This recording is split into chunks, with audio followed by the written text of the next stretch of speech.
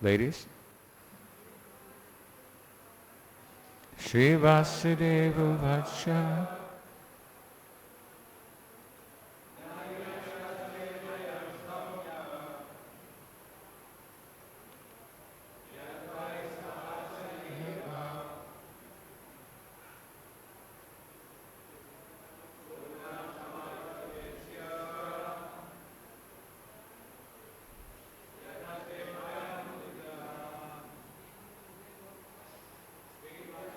Vacha.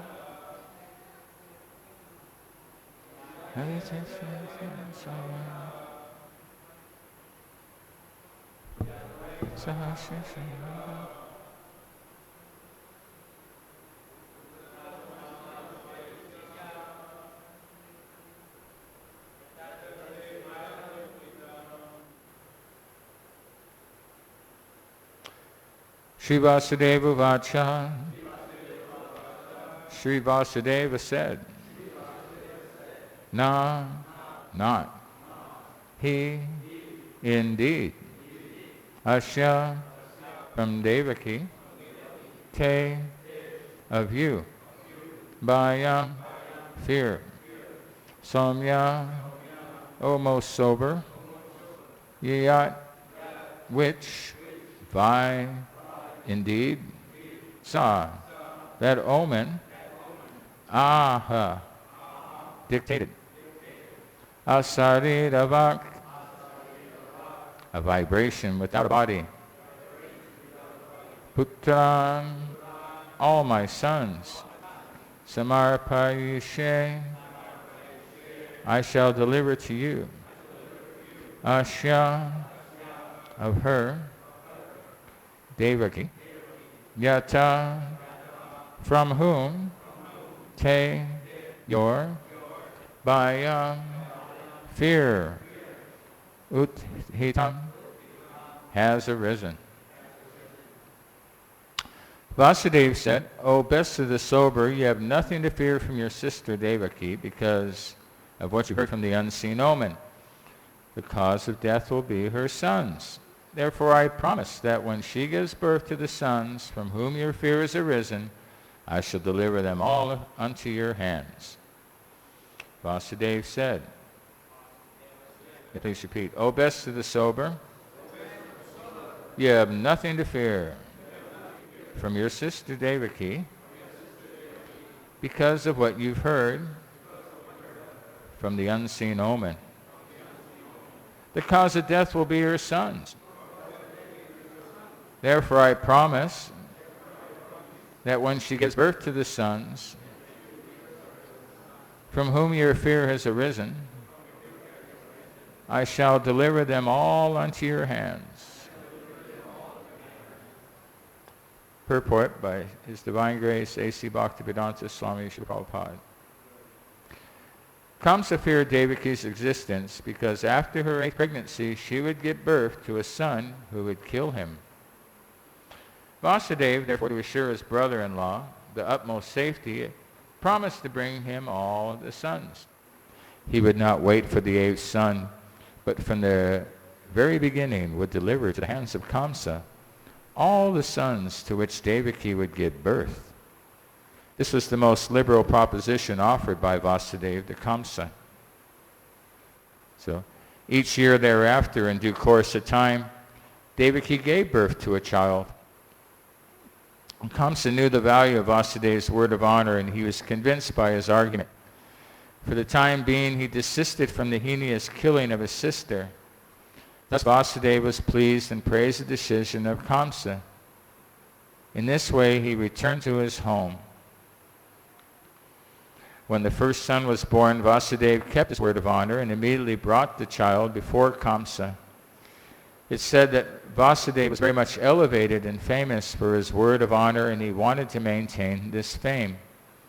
Although it was very painful for Vasudeva to hand over the newly born child, Kamsa was very glad to receive him. But he became a little compassionate with the behavior of Vasudeva. This event is very exemplary. For a great soul like Vasudeva, there's nothing considered to be painful in the course of discharging one's duty. A learned person like Vasudeva carries out his duties without hesitation.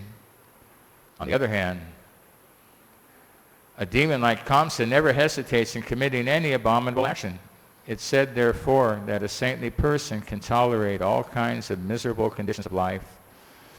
A learned man can discharge his duties without awaiting favorable circumstances. A heinous person like Kamsa can act in any sinful way, and a devotee can sacrifice everything to satisfy the Supreme Personality of Godhead. Kamsa became satisfied by the action of Vasudeva. He was surprised to see Vasudeva keeping his promise, and being compassionate upon him and pleased, he began to speak as follows. My dear Vasudeva, you need not present this child to me. I'm not in danger from this child. I've heard that the 8th child born of you and Devaki will kill me. Why should I accept this child unnecessarily? You can take him back. And when Vasudeva was returning home with his firstborn child, although he was pleased by the behavior of Kamsa, he could not believe in him because he knew that Kamsa was uncontrolled. An atheistic person cannot be firm in his word of honor. One who cannot control the senses cannot be steady in his determination. The great politician Chanakya Pandit said, never put your trust in a diplomat or a woman. Those who are addicted to unrestricted sense gratification can never be truthful, nor can they be trusted with any faith. At that time, the great sage Narada came to Kamsa. Now, he was informed of Kamsa's becoming compassionate to Vasudeva in returning his firstborn child.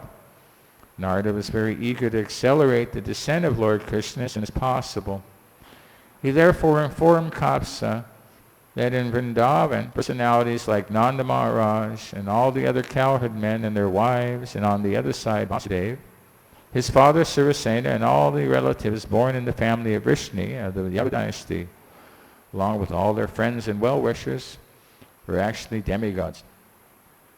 Narada warned Kamsa to be careful of them, since Kamsa and his friends and advisors were all demons. Demons are always afraid of demigods. After being thus informed by Narada about the appearance of the demigods in different families, Kamsa at once became very much alarmed. He understood that since the demigods had already appeared, Lord Vishnu must be coming soon. He at once arrested his brother-in-law Vasudeva and Devaki and put them behind prison bars.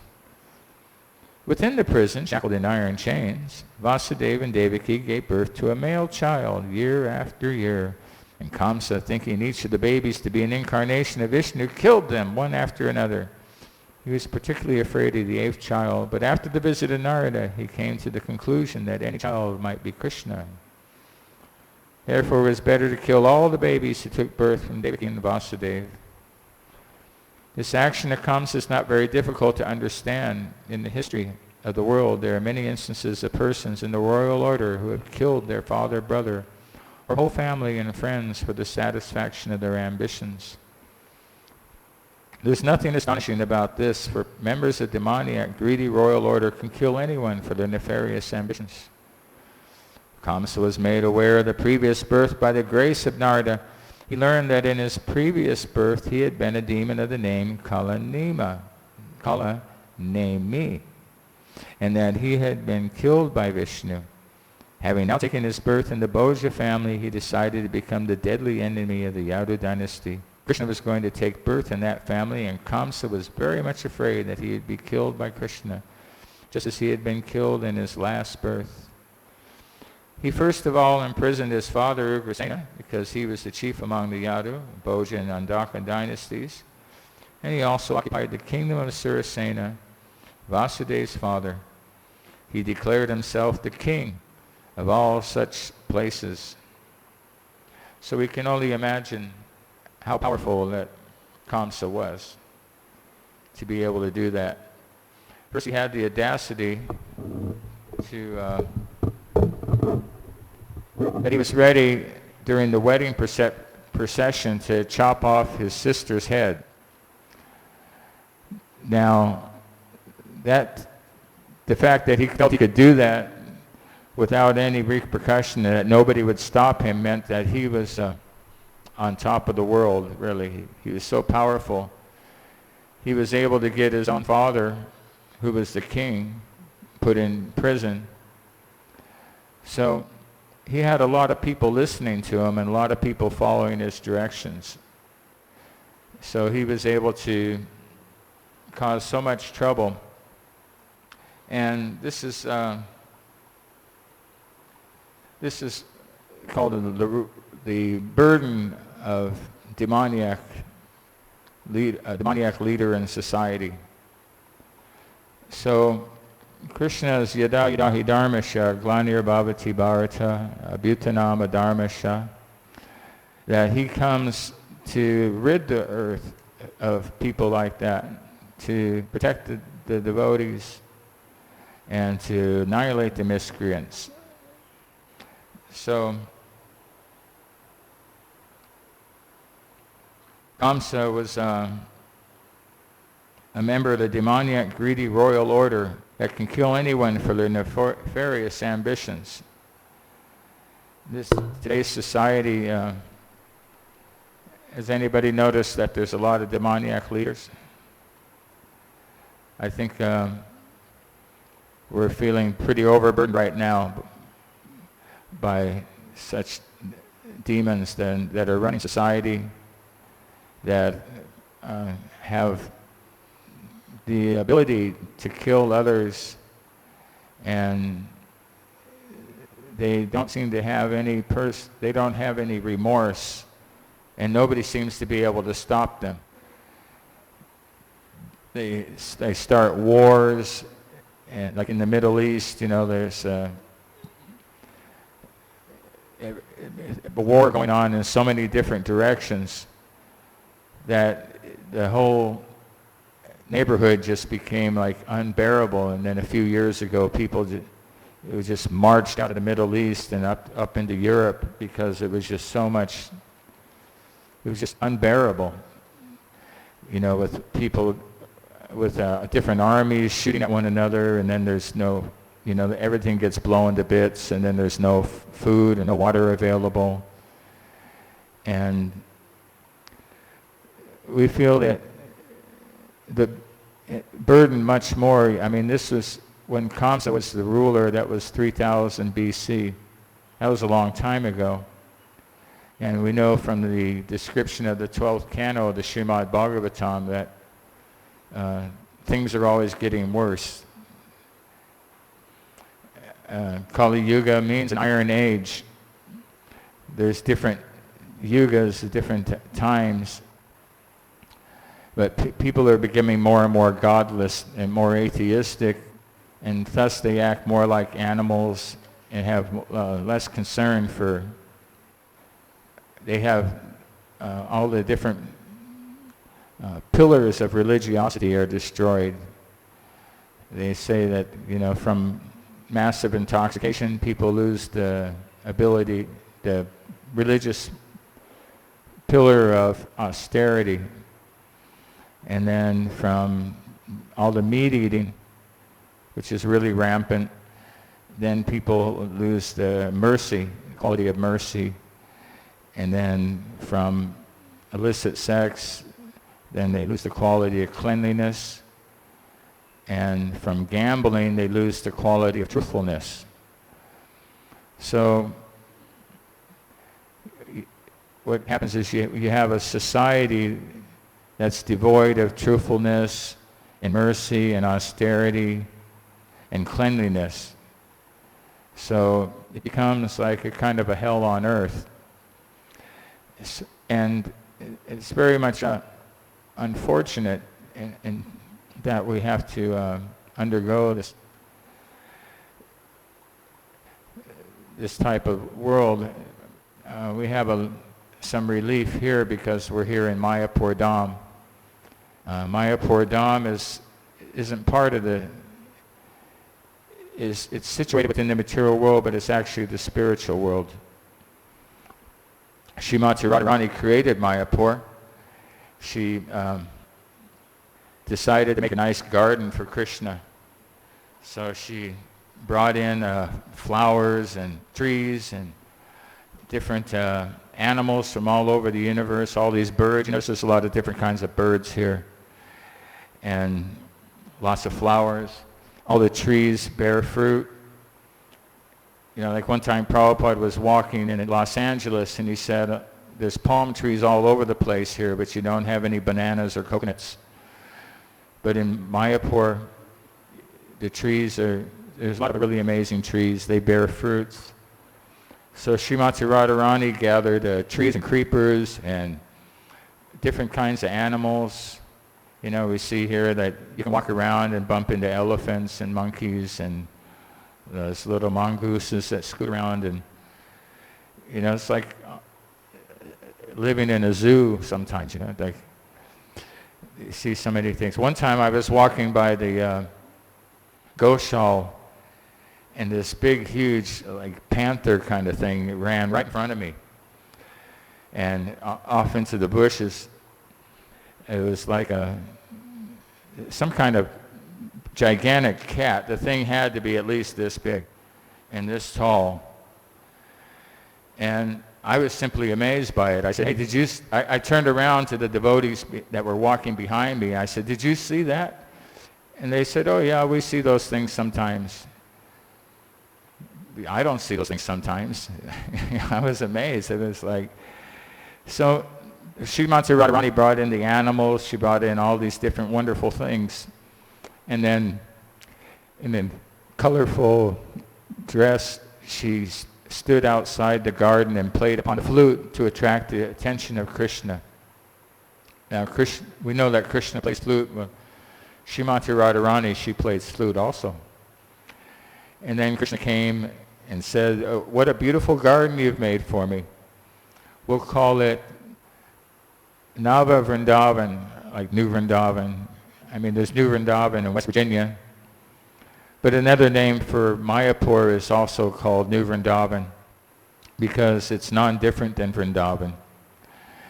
And Prabhupada says that there's all the holy places are situated here in Mayapur. There's 7 different holy places like Prayag, Mathura Vrindavan, Hardwar. I don't know all of them off the top of my head, but I know that by staying 3 days here in Mayapur, you get the benefit of 10 years in all the other holy places combined. So Krishna and Radharani were talking about how people were going to suffer so much in Kali Yuga. So they decided that to combine together and become Lord Chaitanya Mahaprabhu and come and spread the Sankirtan movement of Lord Sri Chaitanya Mahaprabhu to save everybody in Kali Yuga.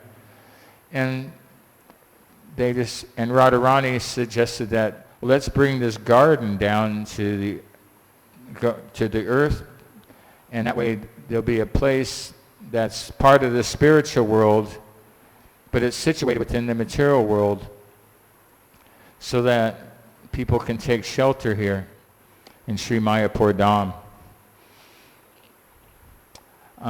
One time I joined ISKCON in 1974 and moved into the Portland ISKCON Hare Krishna temple, where Dinabandhu was the temple president. And he made a deal with my parents that I could live in the temple if I kept on going to high school. So I had a schedule where I would go to the whole morning program and then spend the day going to high school and then come back for the evening program. And then, so I had life in the Portland temple, and one day I had a really beautiful dream. This is when I was 16, and then I had this dream that there was a big city full of Hare Krishna devotees. And everywhere I looked, everybody was a devotee. Like I looked this way or I looked that way, and everybody was wearing dhotis and saris and had bead bags and tilak on and shaved heads and sikas. And I woke up the next day, and in the dream there was a set of stairs that went into some big temple. And on the bottom of the stairs were some devotees that were talking, and there was people going up and down. And I went and told Dinabandhu, I said, I had this amazing dream that there was a city of Hare Krishna people, a whole town. And at the time, I'd only seen the 20 devotees or so that lived in the Portland temple. There was probably maybe 15 Prabhus and then maybe a half dozen Matajis. So it was kind of beyond my imagination that such a city existed. But then a couple of weeks ago, I was chanting japa at the Samadhi, and I saw the stairs that went up into the Samadhi, which you can't really see that much from other angles because the fence is there. And then I saw those are the stairs. That was in my dream. And in my dream, I could see that the temple was open, the TOVP was open, and people were coming in and out of it. So I wasn't just dreaming. It actually was a place that existed someday. And here we are. Sri Mayapur Dham is an oasis, a place of shelter. Like Markandeya Rishi, he was a great personality that got to live for 7 kalpas. And we all would like to live a long time. And it seems like a great idea if we had the benediction that you never die or you don't die for millions of years. But for him it was, he wasn't so happy with it because all of the friends that he would make and all his relations, everybody would die. And he was just watching people get old and die one generation after another. And then the dissolution of the universe came, partial devastation in between the Kali Yuga and the Satya Yuga. And everything becomes filled with water at that time. Like just right now, there's air everywhere. There's going to be water everywhere. And he was kind of bobbing around in the ocean of the causal ocean, and then sometimes he'd go under and come back up, and he wasn't very happy with this. And he said, what kind of benediction is this? I can't die, but here I am just floating around in the water. And he started praying to Krishna, and then Krishna suddenly went by, lying on his back as little baby Krishna, sucking on his toe on a banyan leaf. So that was encouraging.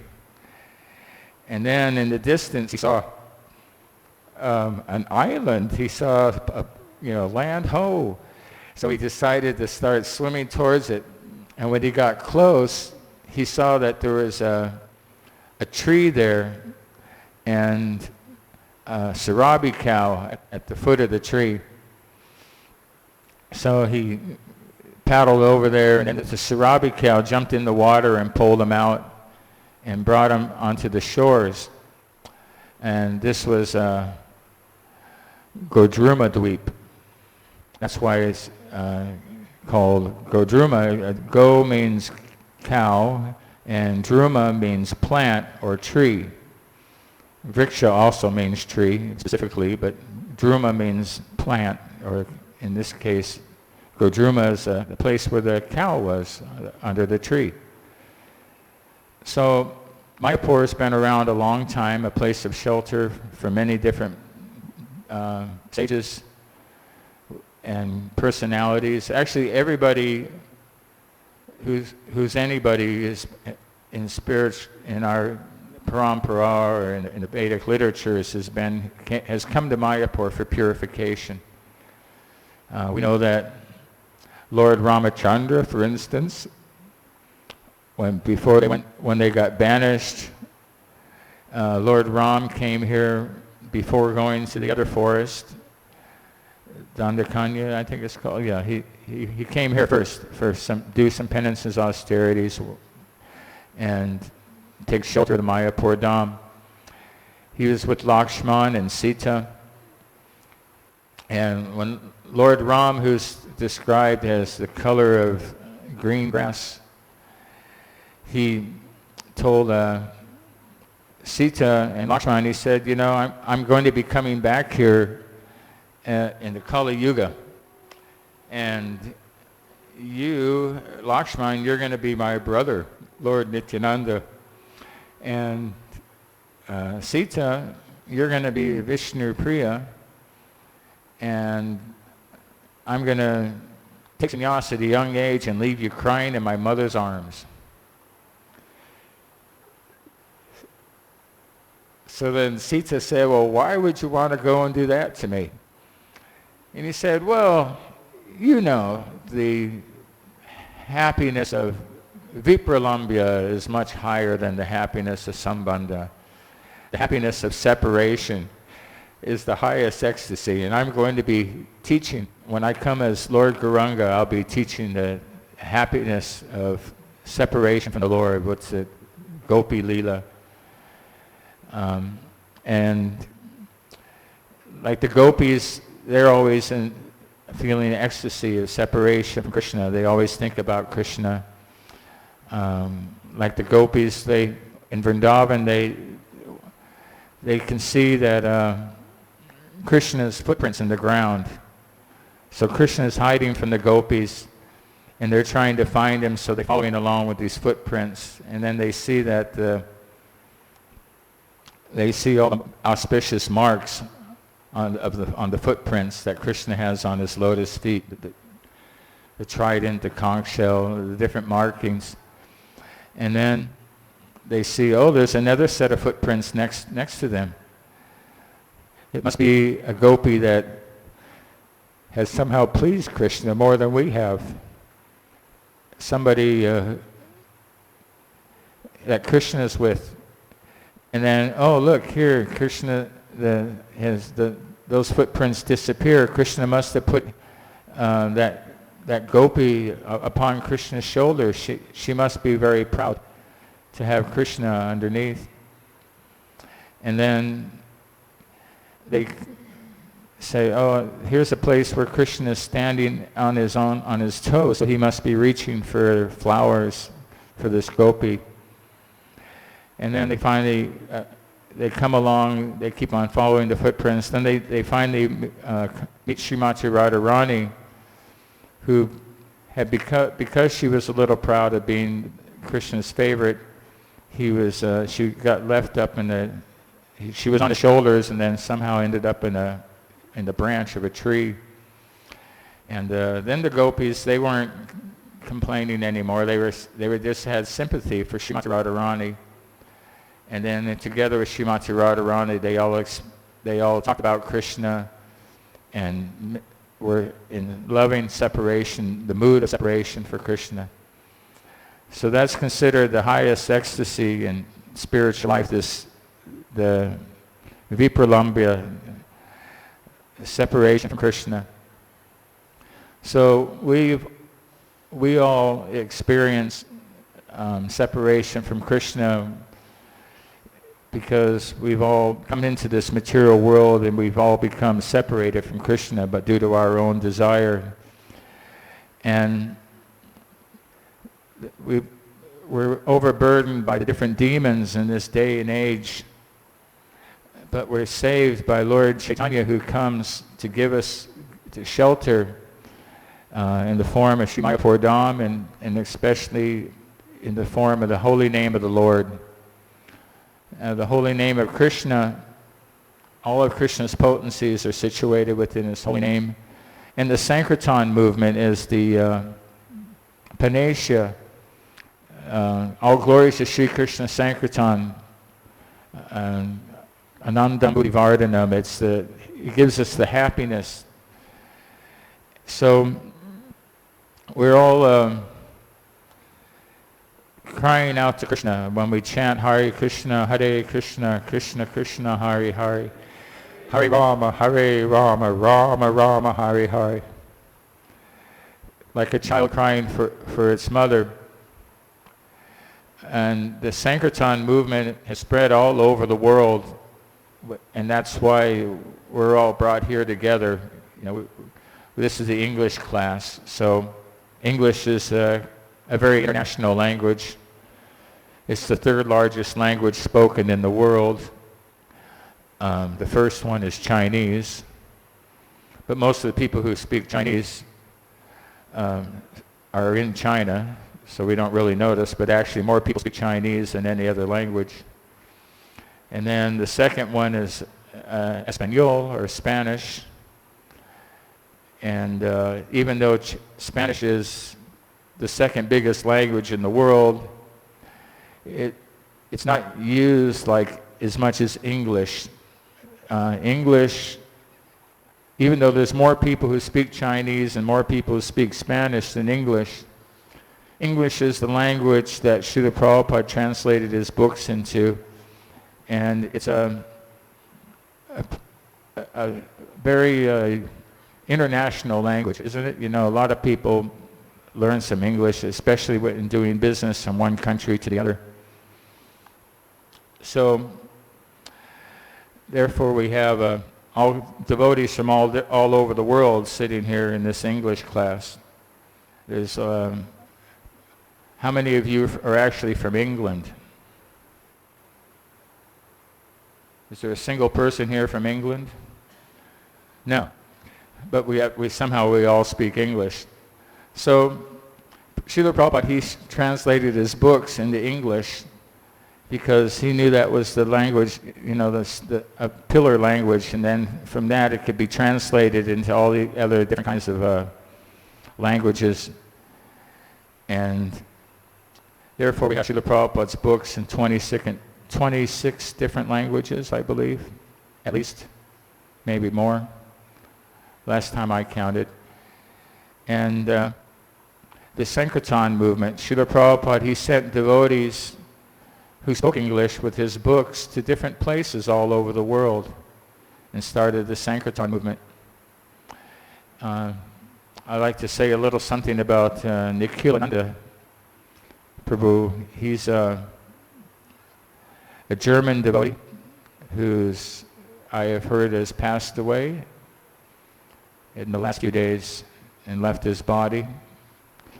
Let's all say Hare Krishna for Nikhilananda Prabhu. Hare Krishna, Krishna Krishna, Hare Hare. Hare Rama, Rama Rama, Hare Hare. Nikhilananda was a very kind and accommodating devotee. I visited him in Germany a few times. He'd been married and divorced a few times. Like some of us, he had a little trouble finding true love in the material world. Prabhupada said that a happy marriage is when the husband is first class and then the wife is chaste and submissive. But sometimes in Kali Yuga, there's something missing from that equation in a marriage, so then it's not that happy. So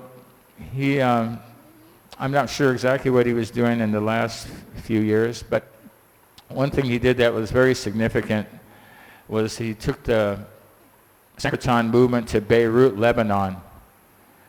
In 1977, he went with two other devotees to Beirut, Lebanon. Does everybody know where Beirut is? Well, Beirut is just north of Israel. And it's the history is basically that there is a place called Palestine, and the Jewish people, after World War II, they were looking for a home, and they decided that that Palestine would be a nice place to live. So they chased all the Palestinians out of that area and then planted their own flag and called it Israel. So the Palestinians ran north to a place called Lebanon, which is just north of Israel, and they formed what was called the Palestinian Liberation Army, and started to have a war with Israel that's been going on to this day, trying to get their land back, and we don't see any end to this. But in the middle of all that, Nikhilananda and two devotees, they landed in Beirut, which is the capital of Lebanon, with 1,000 Arabic Bhagavad Gitas. Now, Srila Prabhupada said that if you sell a book if you preach to a Muslim and make a Muslim into a devotee, that he'll put your feet upon his head. So they had these Arabic Bhagavad Gitas, and they vowed that they wouldn't leave Lebanon until they were all sold. So they went out every day in the square, the plaza that was in the middle of town, and sold these Bhagavad Gitas from one person to another. They learned some Arabic, and they were distributing all these Bhagavad Gitas. And it was very dangerous. One time they got some terrorists captured them and dragged them underground, and they had to spend 2 weeks held hostage, being tied up like Devaki and Vasudev. They were in shackles and underground, and they didn't know when they were going to get out. And then eventually the Mohammedans that had captured them realized that they were pretty much harmless, that they didn't have any money, and there was really no use in keeping them. So they let them go one day. And then they went back to distributing the Bhagavad Gitas. And then one time they went to lunch, and then the plaza that they were distributing books in became a target for an Israeli warplane that dropped a 500-pound bomb that blew a hole into the earth where they were doing Sankirtan. So they went and took lunch prasadam, and then they came back to distribute books, and there was just a big hole in the ground, and people were being carried away that were all blown to bits. And so it's very intense what they went through to distribute Prabhupada's books. And then they started doing a Sunday feast and inviting people to the Sunday feast. So the Mohammedans would come to the Sunday feast, and they really liked the chanting. They loved that Hare Krishna mantra, and they liked the prasadam, and they didn't like the philosophy that much. And they would come, and they would put their along with the shoes, they would stack all of their weapons. So out at the front door, you had rocket-propelled grenades, AK-47s, and different rifles and stuff stacked up with the shoes. And then they came in, and they loved kirtan. One time, Nikhilananda tried to stop the kirtan to give a lecture, and one of them grabbed his AK-47 and said, "Keep singing." So they did some more kirtan. And finally they were ready for a little philosophy, so they read some Bhagavad Gita and distributed prasadam. And then the Mohammedans were so happy with it after the Sunday feast that they jumped inside their military vehicle, and they were driving around town shooting guns off, and they put the tape on. You know that Hare Krishna of Srila Prabhupada? We were talking about this the other day. It's the first recording made in ISKCON, and it's still the best one, isn't it? I mean, we have it on the little boxes, that never stop, just keeps on chanting this Hare Krishna, Krishna Krishna, Hare Hare, Hare Rama, Rama Rama, Hare Hare. So they'd have this on their sound system up full blast, and they're chanting along with it and shooting and running around in Beirut. So it was really quite extraordinary, that service that Nikhilananda offered to Srila Prabhupada. They stayed until every single Bhagavad Gita was sold. And then they went back to Germany, and lucky that they were able to still in one piece. So we'd like to honor Nikhilananda Prabhu for that. The Sankirtan movement is really, everybody should try to be part of Sankirtan. That's really the happiness that we're always looking for. Don't we say that every day with the Shikshastika? I was talking with my friend from South India over here that out of all the 8 verses in the Shikshastika, I think we counted 5, was it 5, that were directly about the holy name. There's the one that of course, you know, that all glories to Sri Krishna Sankirtan, which cleanses the heart of all the dust accumulated for ages. There's when will I be able to chant the holy name and tears will flow from my eyes. One should chant the holy name of the Lord in a humble state of mind, thinking oneself lower than the straw in the street, and offer all respects to others, not expecting any for oneself. One should, all of Krishna's potencies are situated within his holy names, even though, in spite of that, because of my offenses, I have no attraction for chanting them. So if we look at Lord Chaitanya's Shikshastika, we could see that it's filled with statements of glorifying the holy name and chanting the holy names and doing Sankirtan. I know that what I do for Sankirtan is I go out with this devotee here from Bali. Are you from Bali or from Indonesia? Somewhere down there. And he leads the Harinam party, and if anybody's looking for some Sankirtan to do, you can always join in with our Harinam party. It leaves Tuesday through Sunday.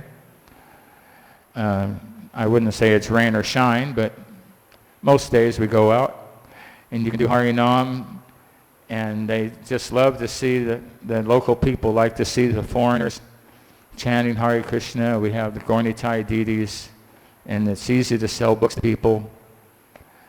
There's other devotees that do book distribution that work the crowd coming by. There's this Mataji from England that does the book table. Right? You're behind the book table every day. Some other devotees do the book table. There's 2 ways. Distributing the holy name is through Kirtan and then through Srila Prabhupada's books. The books are considered to be more important, actually, in the sense that they're the Brihat Madanga. They go further. But hearing the holy name is also very, very, very important for people. One time I was at work. I was with a van load of men that were going down to work at the Super Bowl. I live in Texas, so we were driving from Dallas down to Houston to do San Antonio, actually. Yeah, we were going from Dallas to San Antonio, and I was with a bunch of men that do my kind of work. We do audio-visual work, like put up lights and sound. So I had control over the sound system for a small period of the time. So I plugged in this CD of George Harrison called All Things Must Pass. And then on the CD, George Harrison sang the Hare Krishna mantra. And I don't know if it was because I was there or just because George Harrison sang the Hare Krishna mantra, but suddenly all these aren't devotees that I'm traveling with, but suddenly they all started exchanging stories of when they came in contact with the Sankirtan movement.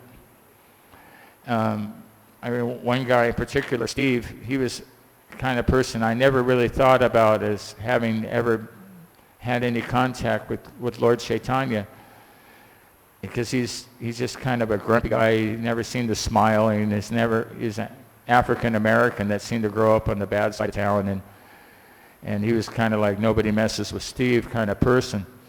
But then he started saying that, yeah, I remember one time I was there in the plaza in the university, and them Hare Krishnas were there, and they started singing their song with the little cymbals, going to the ching ching ching and the ching ching ching, and I was so amazed, that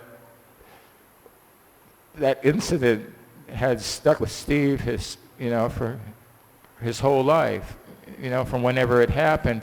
And we know that there's no loss of diminution when it comes to his last days. Then when that'll always be remembered, that service that he did by hearing the holy name. What will be our last thought? Do we think that it's coming soon? Will it be of comfort or the pain of a burning wound? Like what's going to be on our mind when at the time of death? Like Nikhilananda passed away, and then this Mataji passed away yesterday. We all have Vitajvija Swami always used to say that we have expiration dates on us. Just like if you get a carton of milk, then it has an expiration date that it's over. So each and every one of us, we have some expiration date coming. But by the mercy of Srila Prabhupada and Lord Chaitanya, we've gotten involved with the Sankirtan movement of the Lord and been able to progress back home, back to Godhead, perfecting our lives. And it's like Mangalananda would sing that Lord Chaitanya's moon is rising, and it's not surprising, we'll be dancing in the streets, telling everyone we meet we're going home. In this world of dark and sorrow, there will be a better tomorrow. All because we've been part of the Sankirtan movement of Lord Chaitanya. And I'd like to end with a little story that I have, because I have this book. Has anybody seen this book yet?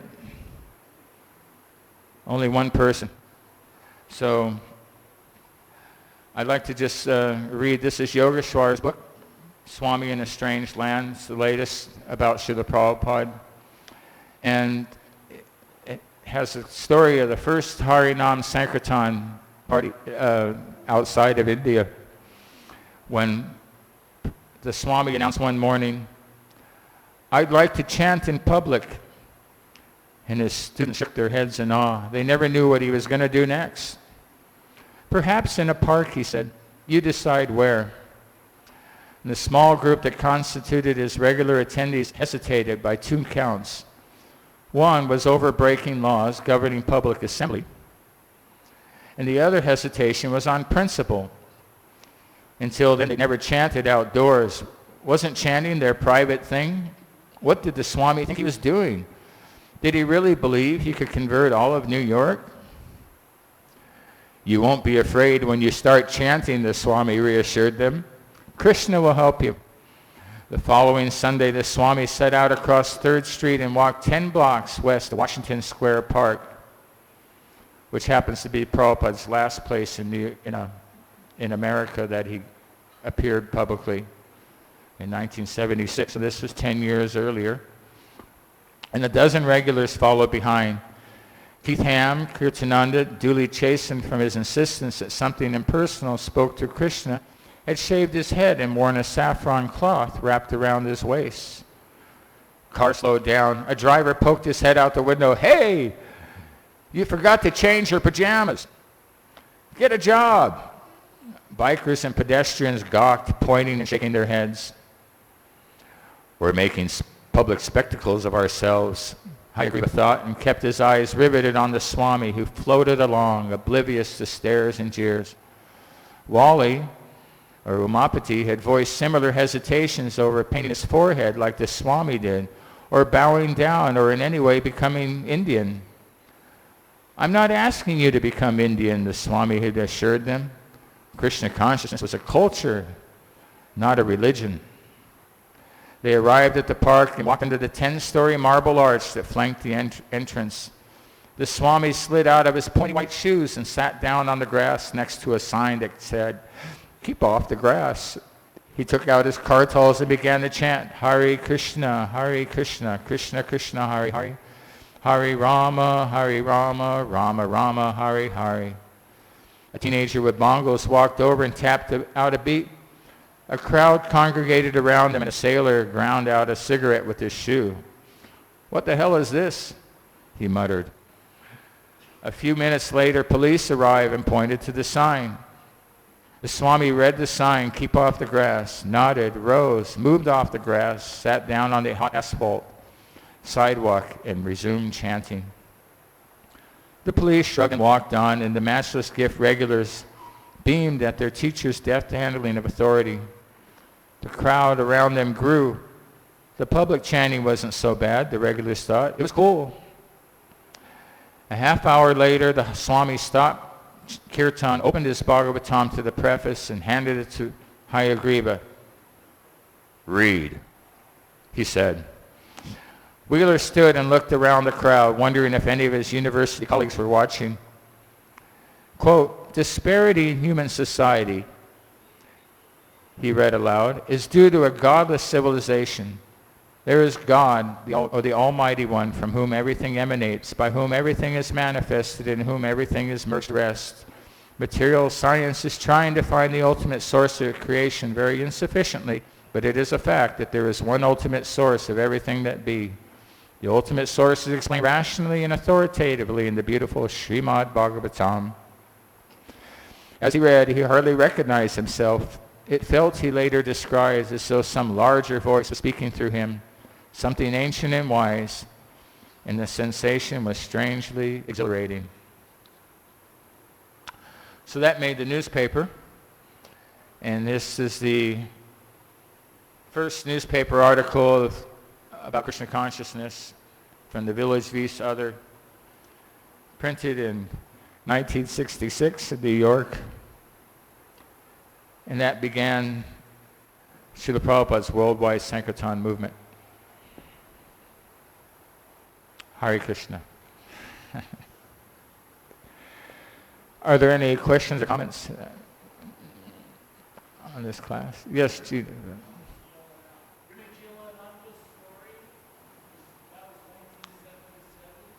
Can you please take the microphone? Story was in 1977. Was that before Prabhupada left? Did he went to Lebanon? I believe so. Yeah. Did Prabhupada comment on that? Do you know? Prabhupada was very pleased. They wrote Srila Prabhupada, I believe. I mean, it's hard to say now because not only Nikhilananda, but the other two devotees who were with him had both left their bodies. I think one of them was Tribhuvanath. But we know for sure that Srila Prabhupada was very much pleased. He would always say that distributing books in Arabic was a very high service. They're not easy people to preach to. They can, we know from the story of Haridas Thakur that if you're a Mohammedan and you take the Krishna consciousness, then they're going to try to beat it out of you and make you stop. You know, it's part of their religion.